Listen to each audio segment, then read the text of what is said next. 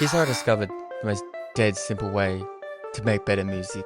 And it wasn't a plugin or some $497 masterclass. Oh boy, I am so excited to learn DØWD production. Yo, what's good, my broskis? Today, I think I've got the dumbest, most effective trick for you to actually make better music. So let me preface this. It's called the hum test. And yes, it's literally exactly what it sounds like. This is a cardinal sin of EDM. You make something, you step away from the computer, touch some grass, and if you can still hum it, remember it, without checking the project file like a cheater. So I stumbled on this idea from listening to a podcast from Bad Boombox and Justin J. Makes you like we do a little hum test to see if we remember the melody, and we do a little dance test where we like get up and see if we want to like move around, try to like 10 seconds, and it's like, all right, done. And we know very, very fast. That's so funny. And so that Dude, it got I me love thinking, why am I doing a 16-note chord stack with all these different rhythms and variations, octave jumps, when I could just hum a tune and it's instantly more recognizable and memorable? To jump into Ableton, I'm going to make something so catchy, you're going to be humming it in the shower. Nah, okay. So step one, tempo. It can be anything from like 140 to 150. Let's just go 140. Lay down a simple drum loop. Claps. Snares. Together. Open hat. Hi-hats. Let's layer in a synthesizer. Serum 2 is my synth of choice. And we just drop in some classic chords. We're gonna go on D minor. Alright, here's a cool stock Serum 2 preset we got going on. We're gonna be doing something just nice, upbeat, kind of like a Melugi style, happy. We're doing happy trance. So next, let's make the high bass. Of course, you know what I'm doing my dad hard I'm doing my. This is a certified no current house bass.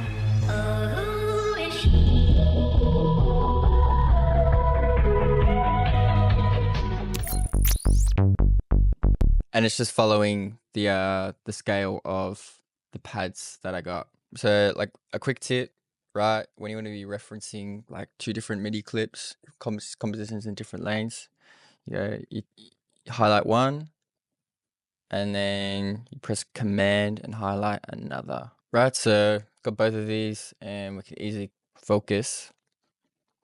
And then that highlights. And then all of this is just like a syncopated offbeat 8-bar bass line. So instead of it being on the offbeat again, it's slightly delayed.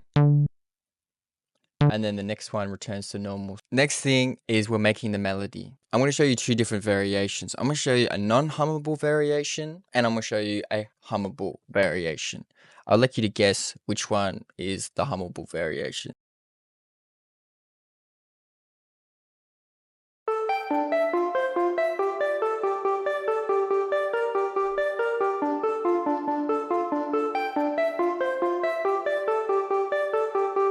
And then in the context of the entire track, this is what it sounds like.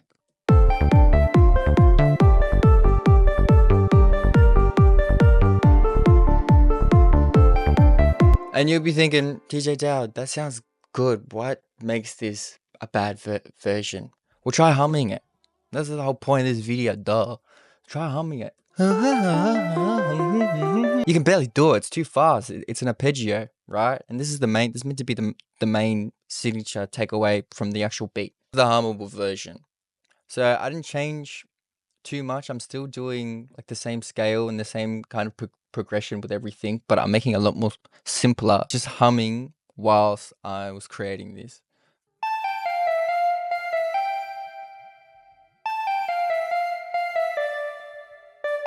It's still complicated. There's a fair amount of notes in this. When I'm talking hummable, I'm talking like toddler level. Simplify it. Simplify the idea. And it's simple. And then you repeat it. You make a change to the last note.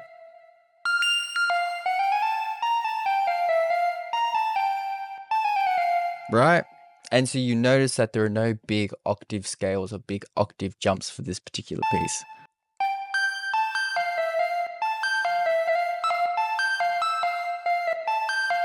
Because it adds complexity to the entire song.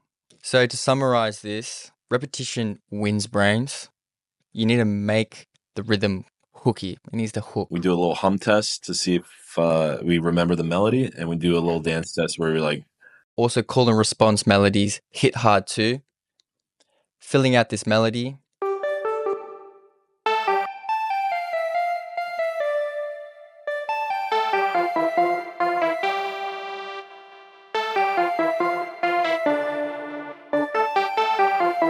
And then also use breaks strategically and often in order to help reset the ear fatigue. If you want to get hard house melodies and hard dance, Euro dance, hard house genres, you name it, and you want stabs that are dirtier than your mate's USB playlist at DØWD, I got my certified Rave stab pack. And they're free too. It's just free. Download it on my website below. Ask if you've actually downloaded them, and like and subscribe. And also comment with other tutorials you'd like me to make, which actually help me out a lot. You got all of these in there. And my favorite, Gen Z artist.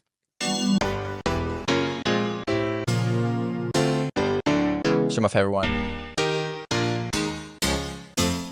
Bangs. Oh. So the rules are simple. Honestly, it doesn't even matter. Melody, vocal stab, weird donk, it's all the same in the word of humming. I mean, if you think about it, everyone's on their phones. Everyone's scrolling through TikTok content. You have about 3 seconds to get their attention. And this is where hooks are the difference between them just scrolling past your video and then them actually engaging with your video.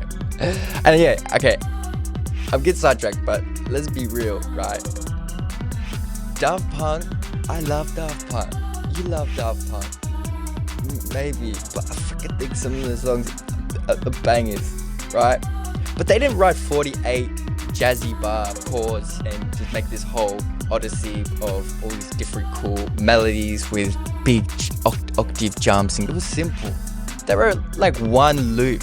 They just filtered it in like 16 different ways. They don't care if it's got 37 fab filters. You know what they care about? They care about the vibe.